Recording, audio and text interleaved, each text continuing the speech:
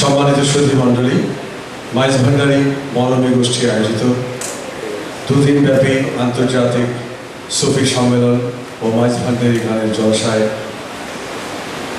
এখন বিনীত আমন্ত্রণ জানাচ্ছি সুদূর মালয়েশিয়া থেকে আগত ডক্টর মোহাম্মদ আমিন মোহাম্মদ রেফাইকে।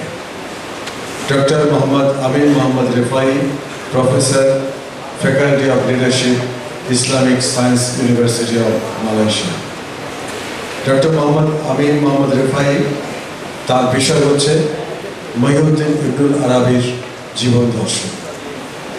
সম্মানিত সুধী মণ্ডলী, ডক্টর মোহাম্মদ আমিন মোহাম্মদ রেফাই তিনি তার বক্তব্য পেশ করবেন আরবিতে এবং তার সেই আরবি ভাষার অনুবাদ পেশ করবেন আল্লামা শায়েস্তা খান আল আজহার।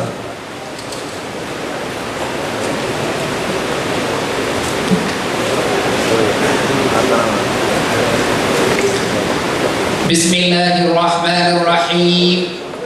अल्हम्दुलिल्लाहि रब्बिल आलमीन वस्सलातु वस्सलामु अला अशरफिल खल्क सय्यिदिना मुहम्मदिन व अला आलिहि व अस्हाबिहि अजमाइन। अम्मा बाद। His Excellency Honorable Sheikh Hazrat Sheikh Sayyid Muhammad Hassan Maizbandari, Sheikh of Tariqah Maizbandariyah, and his family members, Professor Dr. Abdul Mannan, Chairman of this conference, dear local and international guests for this World Sufi Conference, dear ladies and gentlemen of this holy land, I would like to convey my great salam for all of you. Assalamu alaikum wa rahmatullahi wa barakatuh.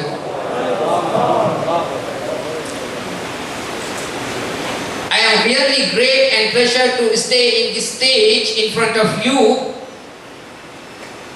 I thank Allah subhanahu wa ta'ala first.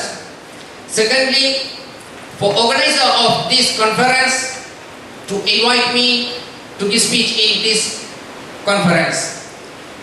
So I am apologizing because I don't know your language, Bengali, so I will give my speech in Arabic language. My friend Professor Shaista Khan, he will translate it to your language.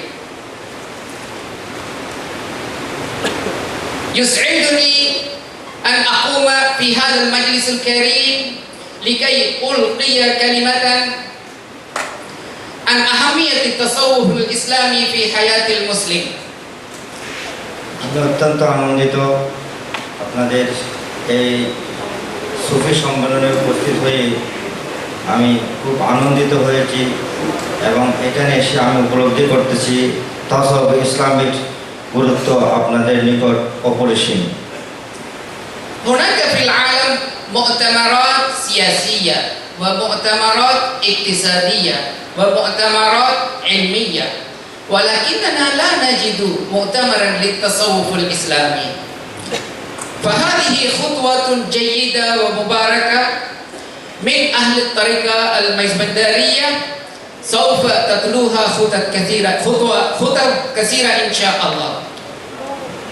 বিশ্বে আন্তর্জাতিক পর্যায়ে বিশ্বে অনেক সম্মেলন হয়, রাজনৈতিক সম্মেলন, অর্থনৈতিক সম্মেলন এবং বিজ্ঞান ও প্রযুক্তির সম্মেলন, কিন্তু আন্তর্জাতিক সুফি সম্মেলন এ ধরনের সম্মেলন বর্তমান পরিবেশে খুবই দুর্লভ। এই ধরনের একটি যুগ উপযোগী সম্মেলন অনুষ্ঠিত করার জন্য আমি মাইজভান্ডার দরবার শরীফের প্রতি কৃতজ্ঞ এবং আমি আশা করব ভবিষ্যতে আরও যুগ উপযোগী অনেক পরিকল্পনা এই মাইজভান্ডার দরবার শরীফ থেকে গ্রহণ করবে। في الوقت الذي يزداد فيه أو تزداد فيه الفرقة بين أبناء الأمة الإسلامية الواحدة بسبب أو آخر، فهذه الطريقة أرادت أن تضيق الخلاف بين الأمة الإسلامية وأرادت الخير للأمة الإسلامية، وخطوت الخطوة الأولى للدعوة لهذا المؤتمر العظيم.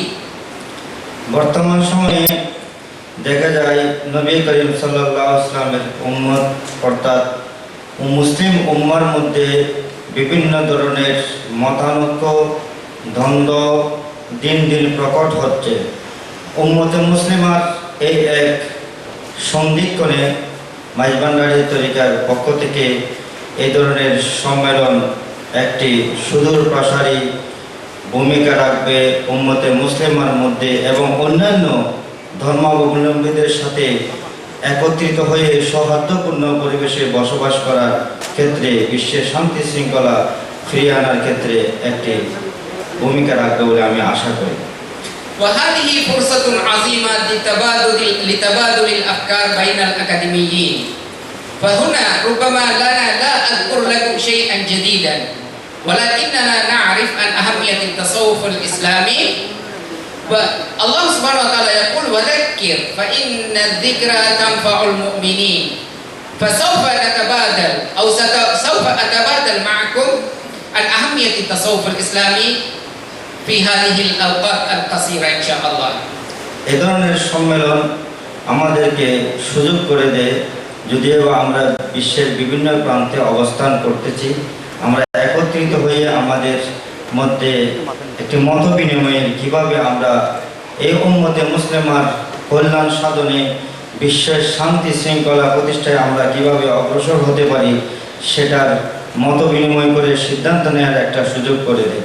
যদিও বা আমি নতুন কিছু বলবো না, কিন্তু আমি মনে করি আমি আপনাদেরকে তাসাউফ ইসলামের গুরুত্বের নিরিখে আমি কিছু বুজুর্গানের দিনের কিছু নসিহত আপনাদের সম্মুখে আমি স্মরণ করিয়ে দিব। التصوف الإسلامي ليس غريبا على الإنسان. الإنسان يتجه إلى الروحانية بطبيعته. الإنسان مكون من الجسم والروح. الجسم يحتاج إلى الغذاء كما أن روح الإنسان يحتاج إلى الغذاء. فغذاء الجسم هو الطعام العادي، وغذاء الروح هو ذكر الله عز وجل. তাসাউফ ইসলামী মানুষের নিকট এটা নতুন কিছু নয়, এটা মানুষের সাথে ওতপ্রোতভাবে জড়িত। তাসাউফ ইসলামী হচ্ছে ইসলামের আধ্যাত্মিক দিক, এটা ইসলামের অবিচ্ছেদ্য অঙ্গ। মানুষের গঠন হচ্ছে রূহ এবং শরীরের মাধ্যমে, দুইয়ের সমন্বয় হচ্ছে মানুষের গঠন। তাই মানুষ প্রতিনিয়ত রুহানিয়তের দিকে মুখাপেক্ষী হয়। সেজন্য তাসাউফ ইসলামের গুরুত্ব একজন মানুষের জন্য, মানুষের জীবনে অপরিসীম। التصوف، كلمة التصوف مشتقة من الصفاء، يعني معنى ذلك صفاء القلوب. وكلمة التصوف أيضا نستطيع أن نقول أنها مشتقة من الصوف. الصوف معنى ذلك هو لباس معين يتخذه الصوفية للتعبير عن فقرهم، لأن هذا اللباس لا يحتاج إلى كثير الغسل ولا يحتاج إلى كثير الأوقات لتنظيفها، فهذا مجرد علامة للصوفية. তাসাউফ শব্দটি মূলত নেওয়া হয়েছে সাফা বা আত্মশুদ্ধি থেকে, আত্মার পরিচ্ছন্নতা, যার অর্থ হচ্ছে আত্মার পরিচ্ছন্নতা। অনেক মুসলিম মনীষী বলেছেন তাসাউফ শব্দটি নেওয়া হয়েছে সুফ থেকে। সুফ মানে পশমে পোশাক, অর্থাৎ একদম নির্বিলাস আড়ম্বর জীবনযাপনের সিম্বল। যেমন যারা সাধারণ জীবনযাপন করে পশমী পোশাক পরে, তারা এই পোশাক পরিচ্ছেদের সাজগোজ এবং ধোয়া পরিষ্কার করার ক্ষেত্রে বেশি সময় ব্যয় করে না। সাজগোজের চাকচক্যে তারা অতিরিক্ত মনোযোগ দেয় না, তারা আধ্যাত্মিকতার সাধনায় অধিকতর মনোযোগী হয়। التصوف موجود منذ أن جاء الإنسان إلى هذا الأرض. التصوف كان موجود قبل الإسلام. التصوف يوجد في البوذية، التصوف يوجد في الهندوسية. التصوف بمعنى الحياة الروحية، ولكن الإسلام أيضا لا ينسى الجانب الروحي في الإسلام. فالتصوف الإسلامي يتميز أنه مؤسس على القرآن والسنة النبوية. তাসাউফ বিষয়টি মানুষের সাথে এমন ওতপ্রোতভাবে জড়িত, মানুষের যেদিন সৃষ্টি তাসাউফেরও সেদিন সৃষ্টি। প্রতিটি ধর্মের মধ্যে তাসাউফের একটি অবস্থান রয়েছে। যেমন হিন্দু, বৌদ্ধ, খ্রিস্টান সব ধর্মের মধ্যে তাসাউফ রয়েছে। তাসাউফ হচ্ছে আধ্যাত্মিকতা। এই তাসাউফকে সাধনার মাধ্যমে প্রত্যেক ধর্মের লোকেরা সিদ্ধি অর্জন করে। কিন্তু তাসাউফ ইসলামী বা ইসলামী সুফি তত্ত্ব সেটা হচ্ছে ভিন্ন একটা জিনিস। এটা সম্পূর্ণ কোরআন এবং হাদিসের নির্যাস থেকে এই বিষয়টি নেওয়া হয়েছে আত্মশুদ্ধির জন্য, এবং এটা হচ্ছে ইসলামের অবিচ্ছেদ্য অঙ্গ। كلمة التصوف لم تكن موجودة في عصر النبي صلى الله عليه وسلم، ولكن مظاهر التصوف من الزهد والتوبة والتوكل على الله سبحانه وتعالى والتواضع والفقر، هذه المظاهر كانت موجودة منذ عصر النبي صلى الله عليه وسلم، وما زال الصوفية هم ممثل هذا الجانب من الإسلام، وهم يلتزمون بهذه الأمور. وترك الصوفية بدأت فيما بعد كجماعة تطبق الإسلام الحقيقي. তাসাউফ শব্দটি যদিও নবীজির নবীজির হায়াতে জিন্দেগিতে যদি আমরা তাসাউফ শব্দটি আমরা পাচ্ছি না, কিন্তু তাসাউফের বিষয়গুলো নবী করিম সাল্লাল্লাহু আলাইহি ওয়াসাল্লামের জীবনে সুস্পষ্টভাবে প্রস্ফুটিত। যেমন তাসাউফের বিষয় হচ্ছে তওবা, জুহুদ অর্থাৎ কিচ্ছ সাধন এবং অধিকতর আল্লাহর জিকিরে মগ্ন থাকা, অধ্যবসায়ী অনাড়ম্বর জীবনযাপন, অর্থাৎ তরিকতের মশায়েখগণ যে খোদা প্রাপ্তির পন্থা হিসেবে মানুষকে সাধনার যে দিক নির্দেশনা দিয়েছেন সেটা হচ্ছে তাসাউফ। এই তাসাউফের বিষয়গুলো, কর্মকাণ্ডগুলো সব নবী করিম সাল্লাল্লাহু আলাইহি ওয়াসাল্লামের জীবন আদর্শ থেকে নেওয়া। التصوف ظاهرة عالمية، لا نستطيع أن نقول ظاهرة بمعنى الكلمة، ولكن التصوف عالمي. هناك طرق صوفية في كل أنحاء العالم. هناك صوفية في أمريكا، صوفية في أوروبا، وصوفية في الدول العربية، وهناك صوفية في دول آسيوية. وأنا قضيت أكثر من 20 عاما في مصر. مصر دولة صوفية تحب الصوفية، وهم يحبون أهل البيت. وهناك الأزهر الشريف الممثل الأعلى للمسلمين في العالم كله. كثير من مشايخ الأزهر كانوا صوفية. মূলত তাসাউফ বর্তমান বিশ্বের দিকে যদি আমরা তাকাই, তাসাউফ হচ্ছে বর্তমানে বিশ্বব্যাপী একটি রুহানি বিপ্লব। প্রতিটা দেশে, প্রতিটা জাতির মধ্যে যেখানে মুসলমানদের আবাস রয়েছে সেখানে তাসাউফ রয়েছে। সেটা ইউরোপে হোক, আফ্রিকাতে হোক, আরব দেশে হোক, অনারব দেশে হোক, যে কোনো দেশে মুসলমান রয়েছে না কেন সেখানে তাসাউফ ইসলামের চর্চা রয়েছে। তবে পদ্ধতিগতভাবে বিভিন্ন তরিকার বিভিন্ন কাঠামো বিভিন্ন পদ্ধতিভাবে ভিন্ন হলে মূলত সবার লক্ষ্য এবং উদ্দেশ্য হচ্ছে এক। বিশেষ করে আমি যেখানে পড়াশোনা করেছি মিশর, বিশেষ করে পৃথিবীর সবচেয়ে বড় ইসলামিক ইনস্টিটিউট, যেটা মুসলমানদের জ্ঞান বিজ্ঞানের প্রাণকেন্দ্র আল আজহার শরীফ। এই আজহার শরীফ, এখানে তাসাউফ ইসলামের চর্চা অত্যন্ত গুরুত্ব সহকারে করা হয়, এবং আজহার শরীফের যারা নেতৃত্বে ছিলেন, যারা শাইখুল আজহার ছিলেন, তারা সবাই তাসাউফকে ভালোবাসতেন এবং তারা অনুশীলন করতেন। এবং শাইখুল আজহারের মধ্যে অনেকে আছেন যারা সুফি হিসেবে পরিচিত। التصوف معترف من قبل جميع علماء أهل السنة والجماعة. التصوف عالمي، ففي اليوم يوم متميز بالنسبة لي. اليوم نحن زرنا مزبندار دربار شريف، فهذه الزيارة غيرت من أفكاري كثيرا، فهذه الزيارة رجعتني إلى مصر مرة أخرى.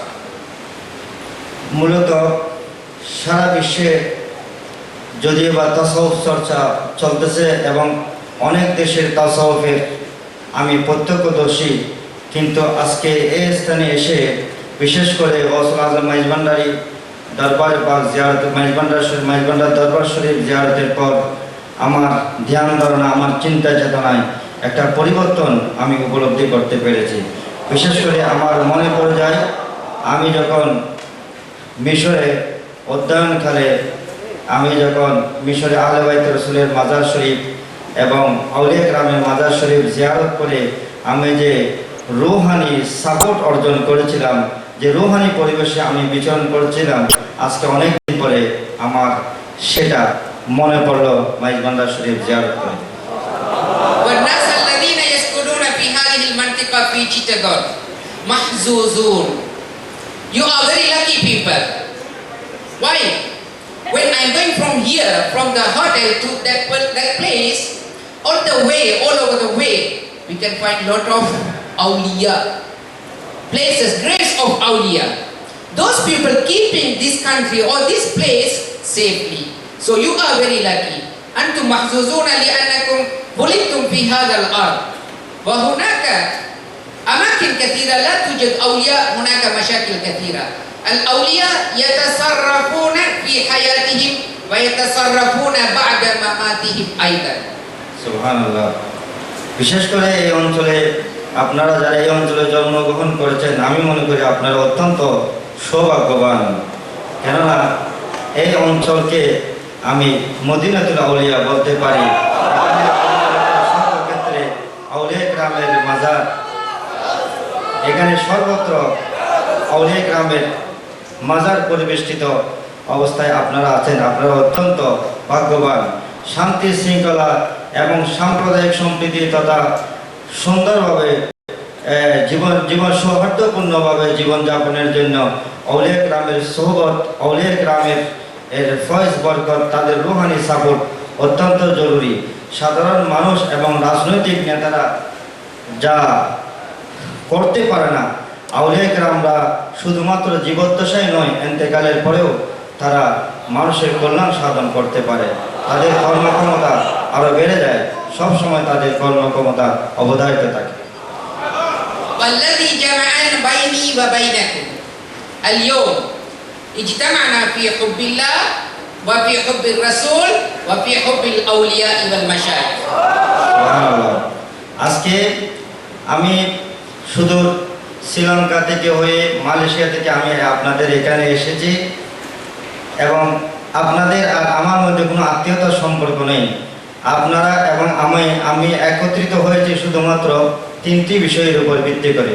একটা হচ্ছে আল্লাহর মহব্বত, রসুল আকরাম সাল্লাল্লাহু আলাইহি ওয়াসাল্লামের মহব্বত এবং আউলিয়া কেরামের মহব্বত। এই তিনটি মহব্বতের উপর ভিত্তি করে আমি আপনাদের সাথে আজকে একত্রিত হওয়ার সৌভাগ্য অর্জন হয়েছে। وأنا الآن آتي إلى موضوع صغير فقط، تزكية النفس عند الصوفية. تزكية النفس عند الصوفية، المفهوم من تزكية النفس كيف نزكي أنفسنا؟ يعني الناس ربما يسألون كيف نزكي أنفسنا؟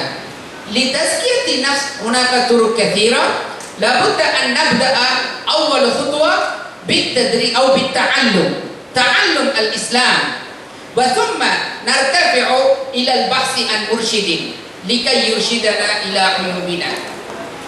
আজকে আমি শুধুমাত্র তাসাউফ ইসলামের বা সুফি তত্ত্বের একটি বিষয় আপনাদের সম্মুখে উপস্থাপন করব, সেটা হচ্ছে তাজকিয়াতুন নফস বা আত্মশুদ্ধির ব্যাপার।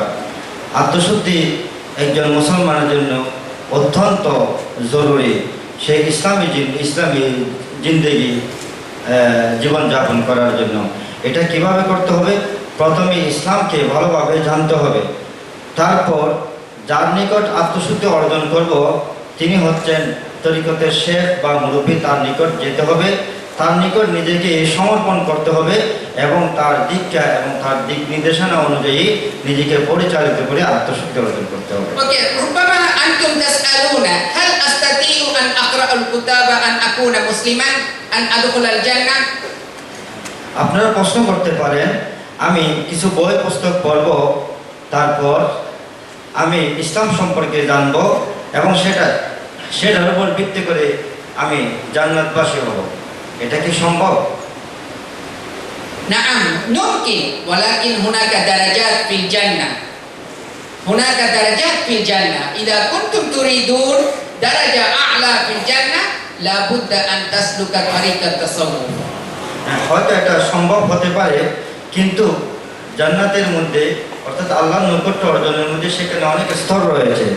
সেখানে আপনি উচ্চ স্তরে উচ্চস্থ এবং অত্যন্ত নিকটবর্তী অবস্থানে উপনীত হওয়ার জন্য আপনাকে শেখের নিকট যেতে হবে, তার নিকট সময় আত্মসমর্পণ করতে হবে এবং তার দীক্ষা গ্রহণ করতে হবে, তার দিক নির্দেশনা অনুযায়ী আপনাকে অগ্রসর হতে হবে, তখনই আপনি কামিয়াব হবেন। كل الطرق الصوفية مؤسسة على الذكر.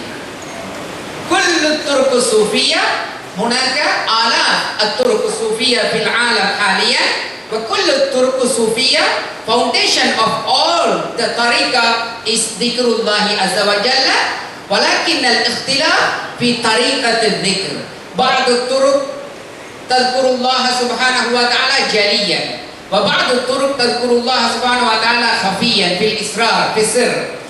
بعض الطرق تذكر الله سبحانه وتعالى جماعة، وبعض الطرق منفردا. প্রত্যেক তরিকার ভিত্তি হচ্ছে জিকরুল্লাহ বা আল্লাহ স্মরণের উপর, কিন্তু পদ্ধতিগতভাবে সেটার মধ্যে ভিন্নতা রয়েছে। কোনো কোনো তরিকার জিকির উচ্চস্বরে, কোনো কোনো তরিকার জিকির চুপে চুপে, কোনো কোনো তরিকার জিকির একাকীভাবে, কোনো কোনো তরিকার জিকির সম্মিলিতভাবে। এভাবে পদ্ধতির মধ্যে পন্থার মধ্যে ভিন্নতা রয়েছে, কিন্তু উদ্দেশ্যের মধ্যে কোনো ভিন্নতা নেই। সবার লক্ষ্য এবং সবার উদ্দেশ্য একটি। পৃথিবীর মধ্যে আমার জানা মতে প্রায় 1000-এর উপরও তরিকা রয়েছে।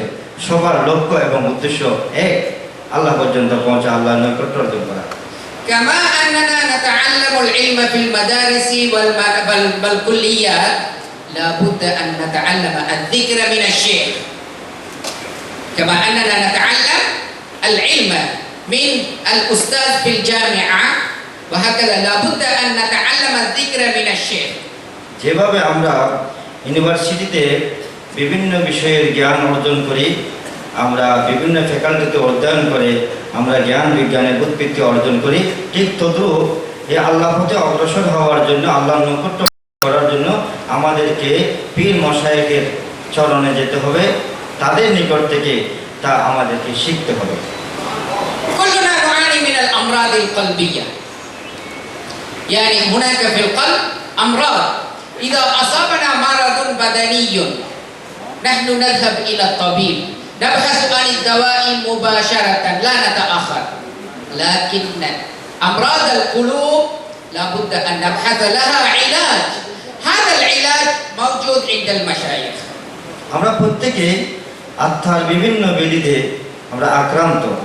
আমরা যখন শারীরিক কোনো রোগ ব্যাধিতে আক্রান্ত হই, তখন আমরা ডাক্তারের শরণাপন্ন হই। আর এই আত্মার রোগে যখন আমরা আক্রান্ত, আমাদেরকে অবশ্যই সেই রুহানি ডাক্তার পীর মাশায়েখ আউলিয়া কেরামের নিকট যেতে হবে। তারাই হচ্ছে এই রোগের জন্য, এই রোগের নিরাময়ের অন্যতম ডাক্তার। قال النبي صلى الله عليه وسلم: المؤمن فراسة المؤمن حق، اتقوا فراسة المؤمن، اتقوا فراسة المؤمن فإنه ينظر بنور الله. فالشيخ يعرف ما هو موجود في قلب المريد، فهو يعطي الدواء كما ينبغي للمريد، يعني معنى ذلك يعلم الذكر للمريد. নবী করিম সাল্লাল্লাহু আলাইহি ওয়াসাল্লাম ইরশাদ করেছেন, ইত্তাকু ফিরাসাতাল মুমিনিন, তোমরা মুমিনদের অন্তর্দৃষ্টির অন্তরের দৃষ্টির যে শক্তি, সেটাকে তোমরা ভয় করো, কারণ তারা আল্লাহর নূরের মাধ্যমে তারা অবলোকন করে, তারা দেখে। তাই আপনি যখন আউলিয়া যাবেন, পীর মশায়েখের নিকট যাবেন, তারা সেই শক্তির বলে আপনার কী রোগ তা চিহ্নিত করবেন। তখন আপনার জন্য কোন ধরনের জিকিরের প্রয়োজন, কোন ধরনের ঔষধের প্রয়োজন, সেই অনুযায়ী আপনাকে ওয়াজিফা দিবেন। সেটা গ্রহণ করলে, সেটা অনুশীলন করলে আপনি আত্মার সেই রোগ থেকে মুক্তি পাবেন। إذا كنا نريد أن نتعلم الطب لابد أن نذهب إلى كلية الطب.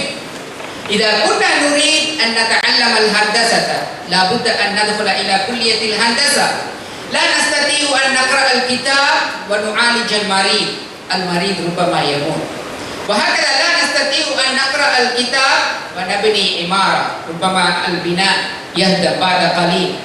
هكذا إذا أردنا أن نعرف عيوبنا لابد أن نذهب إلى المشايخ.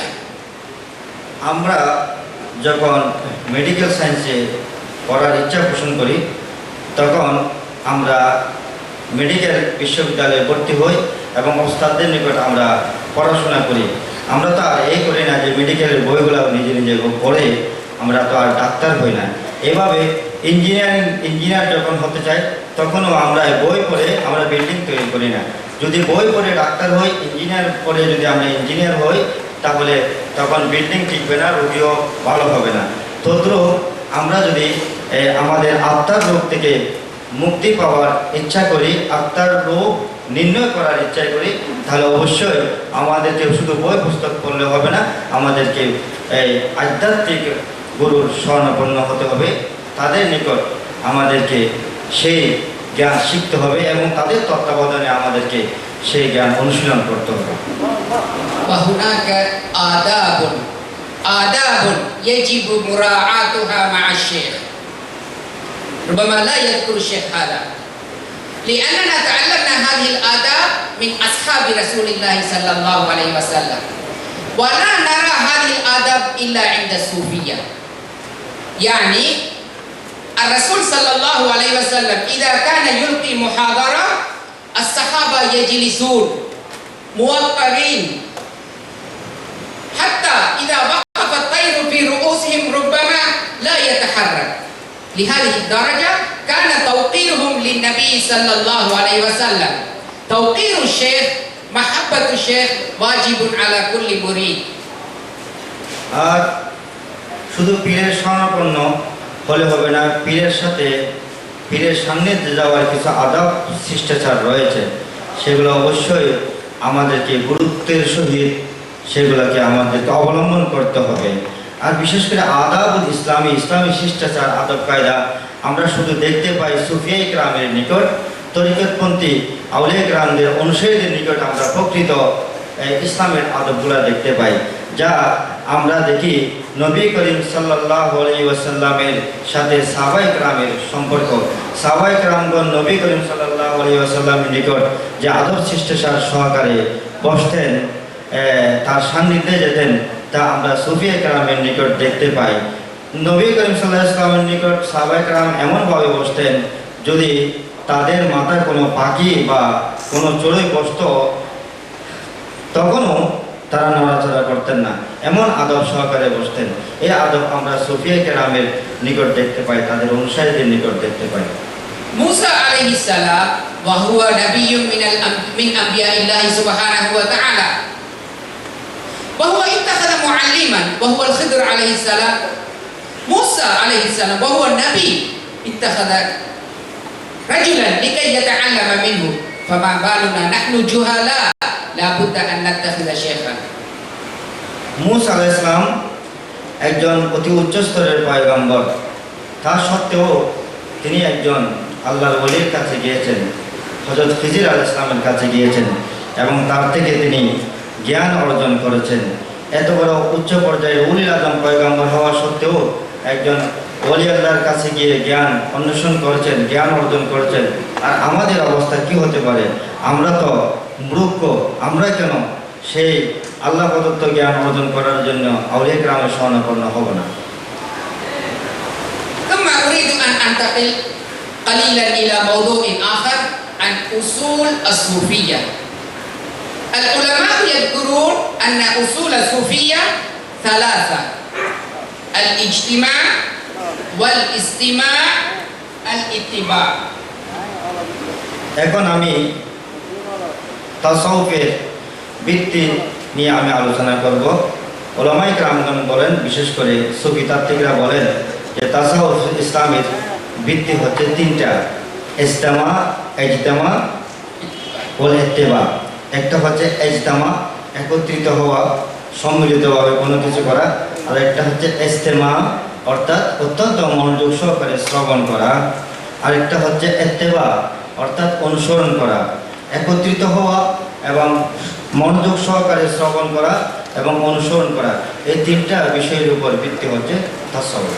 الاجتماع، اجتماع الصوفية معا، هذا أمر مشاهد في العالم كله، وهذا أمر ضروري.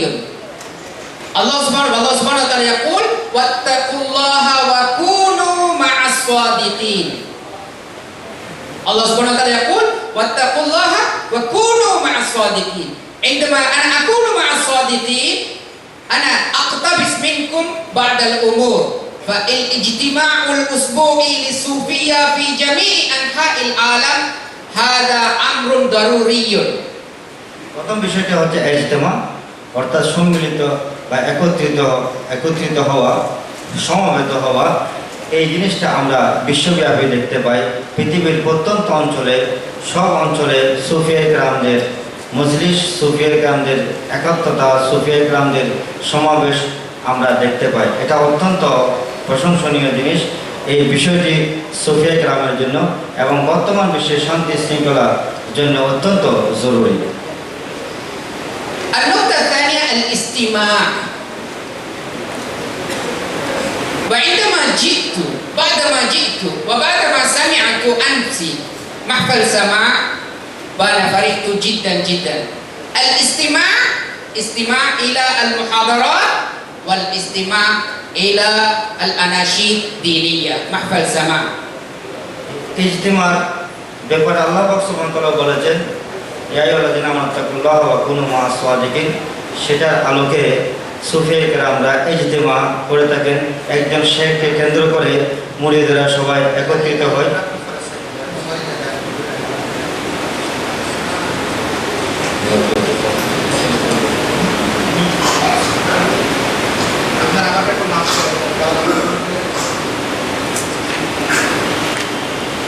তারপর হচ্ছে ইজতেমা, অর্থাৎ আমরা একত্রিত হলাম। এরপর আমরা মনোযোগ সহকারে পীর এবং মুর্শিদের কথা এবং আনাসিদের দিনিয়া অর্থাৎ ধর্মীয় নিষ্ক্রিয় সঙ্গীত আমরা শ্রবণ করলাম এবং সেটার মাধ্যমে আমরা রুহানি উৎকর্ষ সাধন করলাম।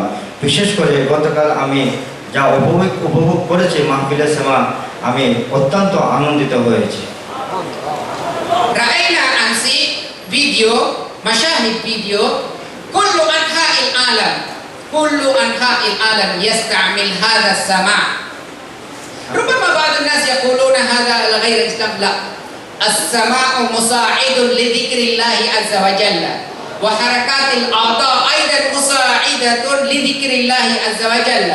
هذا يزيد من قوة الشوق إلى الله سبحانه وتعالى. গতকাল এই অনুষ্ঠানে যে ভিডিও প্রামাণ্য চিত্র দেখেছি, এটার মধ্যে আপনারা দেখেছেন যে বিশ্বব্যাপী মাহফিলে সেমার একটা বিপ্লব চলতেছে। এটা যদিও বা কেউ বলে সেমা তবলা ছাড়া, তবলা ব্যতীত, এটা হচ্ছে এক একজনের এক একটা অভিমত। কিন্তু আমার দৃষ্টিতে এই সেমা হচ্ছে আধ্যাত্মিক উৎকর্ষ সাধনের এবং আল্লাহর জিকিরের একটি উপযোগী এবং সহযোগী বিষয়, যেটা অত্যন্ত জরুরি।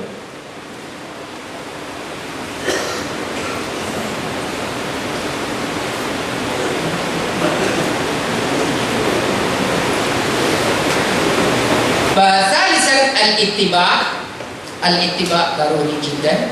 اتباع السنة، اتباع القرآن والسنة، واتباع أوامر الشيخ لأن الشيخ لا يأمر بالمعصية أبدا. দ্বিতীয় বিষয়টি হচ্ছে অনুসরণ, যে শুধুমাত্র শেখের সাথে একত্রিত হলাম, তার উপদেশ শুনলাম, দিক নির্দেশনা শুনলাম, কিন্তু সাথে সাথে তার অনুসরণ অবশ্যই করতে হবে। যদি ও প্রথম দুইটা থাকে, তৃতীয়টা যদি না থাকে, তাহলে প্রথম দুইটা কোনো উপকারে আসবে না। ثم بعد ذكر هذه الأصول أريد أن أرجع إلى موضوعي الأساسي وهو الشيخ الأكبر محي الدين ابن عربي. আমি তাসাউফ ইসলামের তিনটি মূল ভিত্তির বর্ণনা শেষে এখন আমি আমার মূল বিষয়ে কাজ করার ইচ্ছা পোষণ করেছি। সেটা হচ্ছে আমার ছাত্র জীবনে গবেষণার বিষয় ছিল, সেটা হচ্ছে শেখুল আকবর মহিউদ্দিন ইবনে আরবি রাদিয়াল্লাহু তাআলা। شيخ الأكبر محي الدين ابن عربي. بعض الناس يقولون ابن العربي، كلاهما صحيح. ইবনুল আরবি ওয়া ইবনুল আরবি দুটি শব্দই শুদ্ধ। لماذا ابن عربي؟ أمس كانت هناك كلمة من بروفيسور عن ابن عربي. اليوم أنا موضوعي ابن عربي. كثير من الناس رسائل علمية كثيرة والمستشرقون يكتبون عن ابن عربي وهناك جمعية في UK. There is an organization under Ibn Arabi name, Lovers of Ibn Arabi. لماذا هذا الاحترام الكبير لابن عربي؟ গতকালও একজন সম্মানিত বক্তার বিষয় ছিল, দুইজন সম্মানিত বক্তার বিষয় ছিল ইবনুল আরবি। আজকে আমার বিষয়ও ইবনুল আরবি। ইউনিভার্সিটিতে গবেষণা করতে গেলে ফিলোসফি ডিপার্টমেন্টে বেশিরভাগ গবেষকগণ ইবনুল আরবি বিষয়কে গ্রহণ করেন, আবার সুপারভাইজারও দিক নির্দেশনা দেন ইবনুল আরবি বিষয় নেওয়ার জন্য। ইবনুল আরবির উপর প্রতিনিয়ত গবেষণা, প্রতিনিয়ত লেখা, পুস্তক লেখনী অহরহ চলতেছে। এরপরে আমরা দেখতে পাই ইংল্যান্ডে একটি অর্গানাইজেশন আসে ইবনুল আরবির নামে। ইবনুল আরবি নিয়ে এত বেশি গবেষণা, এত বেশি প্রচার প্রসার কেন? ابن عربي مثل البحر لا نهاية لشاطئه لا نستطيع أن نرى شاطئه. الذي يقرأ كتب ابن عربي باللغة العربية من أكبر كتابه الفتوحات المكية لا ينقضي من عجائبه. إذا قرأ اليوم يخرج له معنى، وإذا قرأ بعد أسبوع هو يستطيع أن يخرج معنى آخر لهذا النص. ইবনুল আরবি হচ্ছে একটি মহাসমুদ্রের ন্যায়, যার কোনো কুল কিনারা নাই। যেমন তার লেখনের মধ্যে সবচেয়ে বড় কিতাব হচ্ছে, বড় পুস্তক হচ্ছে ফুতুহাতুল মক্কিয়া। এই ফুতুহাতুল মক্কিয়া আরবি ভাষায় যারা অত্যন্ত পারদর্শী তারাও যদি পড়ে, আজকে যে বিষয়টা পড়বে, এটা আজকে যে রহস্য উদ্ঘাটন করবে, কালকে পড়লে সে আরেকটি রহস্যের সন্ধান পাবে। এমন বিশাল একটি ব্যক্তিত্ব, একটি মহাসমুদ্রের নাম হচ্ছে ইবনুল আরবি।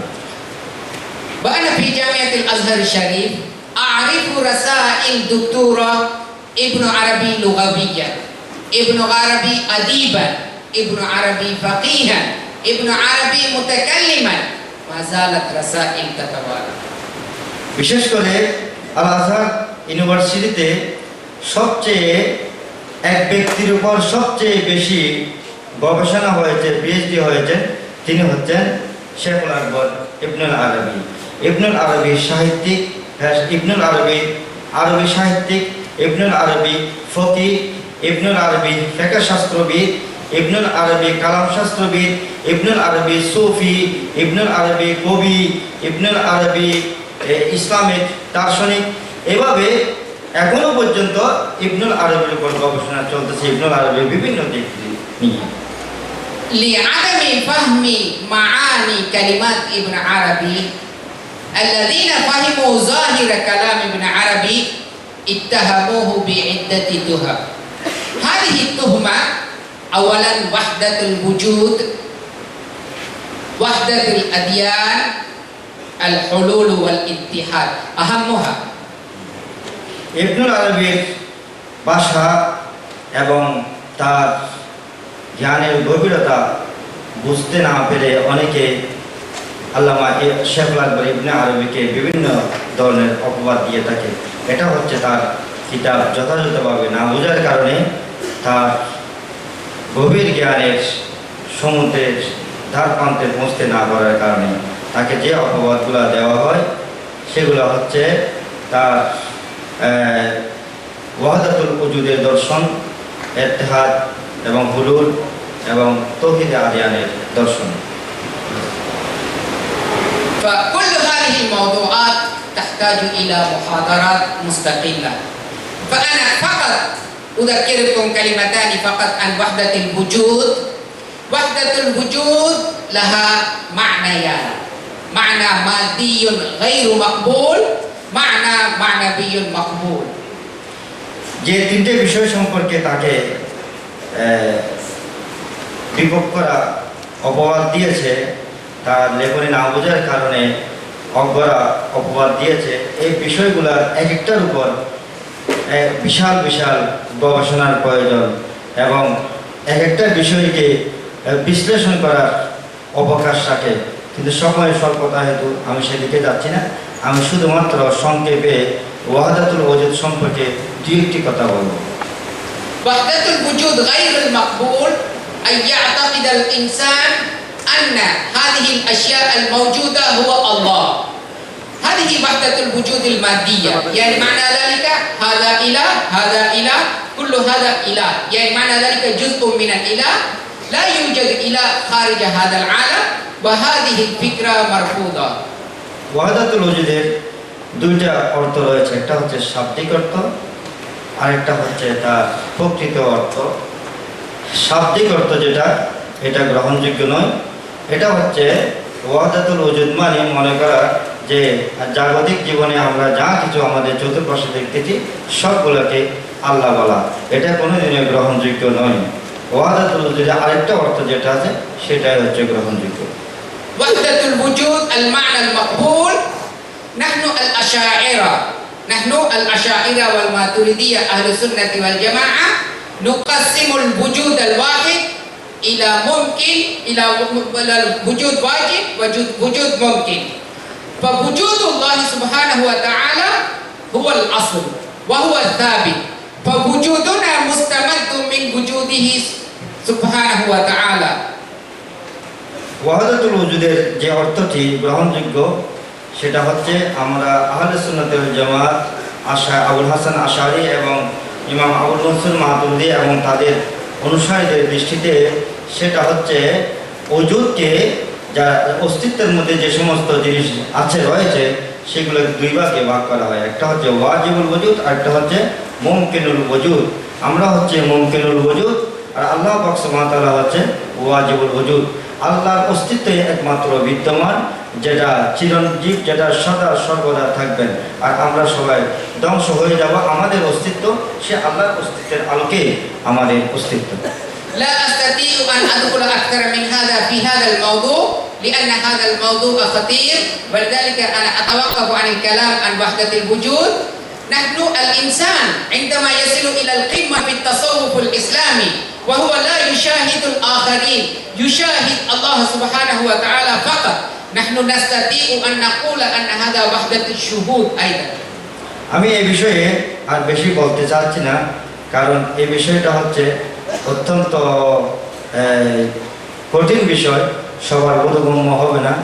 সংক্ষেপে এটাই বলতে চাই, মানুষ যখন আধ্যাত্মিক সাধনা করে উৎকর্ষ সাধন সর্বোচ্চ পর্যায়ে পৌঁছে তখন সে আল্লাহ ছাড়া আর কিছু দেখে না, আল্লাহর অস্তিত্ব ছাড়া আর কিছু তার সম্মুখে থাকে না, তখন সে আল্লাহর সাথে বিলীন হয়ে যায়। أنا أتوقف عن ابن عربي، أريد أن أدخل إلى ماليزيا قليلا. قبل عدة أشهر فقط كانت هناك قضية في المحكمة. الشباب في ماليزيا عندهم أموال يطلبون الطمأنينة، لا يجدون هذه الطمأنينة عند المسلمين، يذهبون إلى مراكز يوغا. كثير من شباب الماليزيين يدخلون إلى مراكز يوغا، لماذا؟ لأنهم يطلبون طمأنينة النفس. فهذه القضية وصلت إلى المحكمة، إلى دار الإفتاء، حتى أفتى مفتي ماليزيا إلى تحريم دخول المسلمين إلى مراكز يوغا. أنا أقول هذا لماذا؟ أين الطمأنينة؟ أريد أن نبحث عنه. আমি আমার বিষয় ইবনুল আরবি রাদিয়াল্লাহু তাআলা আনহুর এই বিষয়টি এ পর্যন্ত বলে আমি ভিন্ন একটি বিষয়ের অবতারণা করতেছি। সেটা হচ্ছে কয়েক মাস পূর্বে মালয়েশিয়ার সুপ্রিম কোর্টে একটি মোকদ্দমা এসেছিল। সেটা হচ্ছে মালয়েশিয়ান যুবকদের নিকট অনেক টাকা পয়সা রয়েছে, তারা বিত্তশালী, আপনারা জানেন। এই যুব সমাজ তাদের আত্মার শান্তির সন্ধানে তারা ঘুরে বেড়াচ্ছে। এত টাকা পয়সা থাকা সত্ত্বেও তারা আত্মার স্বস্তি বোধ করতে পারতেছে না। সেই জন্য তারা ভিন্ন ধর্মীদের যে যোগ ব্যায়ামের বিভিন্ন প্রতিষ্ঠান রয়েছে সেখানে তারা যোগদান করতেছে। তারা যোগ ব্যায়াম করে তাদের আত্মার শান্তির সন্ধান খুঁজতেছে। কিন্তু এটা যখন মুসলমানদের নিকট জানাজানি হলো তখন মালয়েশিয়ার গ্র্যান্ড মুফতি এটার বিরুদ্ধে ফতোয়া দিল এবং সেটা কোর্টেও কার্যকর করলো। এখন প্রশ্ন হচ্ছে শান্তি কোথায়? قال الله تعالى ألا বিযিকরিল্লাহি তাতমাইন্নুল কুলুব। এই শান্তির নিরাময় হচ্ছে আল্লাহ পাক সুবহানাহু ওয়া তাআলা বলেছেন আলা বিযিকরিল্লাহি তাতমাইন্নুল কুলুব, অর্থাৎ আল্লাহর স্মরণে রয়েছে আত্মার প্রশান্তি। لماذا نحن نبحث عن الطمأنينة عند الكفار؟ عندما نذهب إلى يوغا هم يقولون ركز بالشمس، ركز بالشمس، لا تركز بأي شيء آخر. وهناك رياضات بدنية، التركيز في الشمس أو في القمر حتى نحصل على الطمأنينة. لكن عندنا في التصوف الإسلامي نحن نقول ركز بالله، اذكر الله، لا إله إلا الله، تذكر معاني كلمة الله سبحانه وتعالى. فهذا يوجد في الإسلام في التصوف الإسلامي. لماذا نحن نتجه إلى الكفار؟ কেন আমরা আত্মার শান্তির জন্য আমরা বিধর্মীদের শরণাপন্ন হব? এই আত্মার শান্তির সুচিকিৎসা তো আমাদের মধ্যে রয়েছে, তাসাউফ ইসলামের মধ্যে রয়েছে। আমরা যখন আত্মার শান্তির জন্য বিধর্মীদের নিকট যাব, তারা বলবে আপনি সূর্যের প্রতি মনোযোগী হন এবং অন্য চিন্তাধারা, অন্য সব ধ্যান ধারণা আপনি ত্যাগ করুন। আর সুফিয়া গ্রামের নিকট যখন যাব, তারা মুরাকাবা মুশাহাদার মধ্যে বসিয়ে আমাকে বলবে শুধুমাত্র তুমি আল্লাহর স্মরণে মশগুল হও, আল্লাহর ধ্যানে তুমি রত হও। তখন আমরা আল্লাহর সাথে এমন নৈকট্য সম্পর্কের মাধ্যমে আমরা আত্মার শান্তি আমরা খুঁজে পাবো। فالشباب ما عندهم فكرة عن التصوف الإسلامي. كثير من الشباب، هناك فرق نستطيع أن نقول إسلامية تنفق أموالا طائلة لنشرة فكرته بالمسمومة. لماذا لا ننشر طرق الصوفية؟ وهذا المؤتمر خطوة جيدة لنشر أفكار التصوف مقابل أفكار التطرف الذي ينشره بعض المسلمين. আজকে দেখা যায় অনেক ইসলামী সংস্থা অনেক টাকা খরচ করতেছে বিভিন্ন ভ্রান্ত মতাদর্শ প্রচারে এবং আমাদের যুব সম্প্রদায়কে সন্ত্রাসীর দিকে, ইসলামের নামে সন্ত্রাসের দিকে ঠেলে যাচ্ছে। কেন আজকে এইরূপ কার্যক্রম? যে ইসলাম শান্তির কথা বলেছে, যে ইসলাম মানবতার মুক্তির দিশারে মুক্তি দিয়েছে, আজকে এই মুসলমান যুবকেরা এই অবস্থায় কেন? আজকে এই সম্মেলন আমি মনে করি যুবক সম্প্রদায়ের জন্য একটি নতুন দিক উন্মোচন করতেছে, যেটার দ্বারাই যুবক সম্প্রদায় তাসাউফ ইসলামের সঠিক পথ তারা খুঁজে পাবে, আত্মার শান্তির পথ তারা খুঁজে পাবে। فالتصوف الإسلامي هو الطريق السليم، وأنتم محظوظون وعندكم مشايخ تتبعونه، فأنتم على طريق الهدى إن شاء الله. فالله سبحانه وتعالى يجعلنا من محبي أولياء الله الصالحين، والله ولي التوفيق. وآخر دعوانا أن الحمد لله رب العالمين. তাসাউফ ইসলামে হচ্ছে ইসলামের মূলধারা এবং সেটাই হচ্ছে সিরাতুল মুস্তাকিম বা ইসলামের সহজ সরল সঠিক পথ। আপনারা অত্যন্ত ভাগ্যবান, সেই সঠিক তাসাউফ ইসলামের দিক নির্দেশনা আপনারা পাচ্ছেন এবং এই তাসাউফ ইসলামের অনুশীলন করার জন্য যে উপযুক্ত শেখের প্রয়োজন, পীর মশায়েখের প্রয়োজন, তারাও আপনাদের মধ্যে রয়েছেন। সেই জন্য আপনারা অত্যন্ত ভাগ্যবান। আপনাদেরকে আমি অন্তরের অন্তঃস্থল থেকে ধন্যবাদ জানাচ্ছি এবং সবার জন্য আমি দোয়া করতেছি আল্লাহ পাক সুবহানাহু ওয়া তাআলা যেন আমাদেরকে আউলিয়া কিরামের প্রতি শ্রদ্ধাশীল এবং তাদের ভক্তি শ্রদ্ধা করার এবং তাদের আওতাধীন হওয়ার আমাদেরকে আল্লাহ তৌফিক দান করুন। আমিন। ওয়া আখিরু দাওয়ানা আলহামদুলিল্লাহি রাব্বিল আলামিন। আসসালামু আলাইকুম।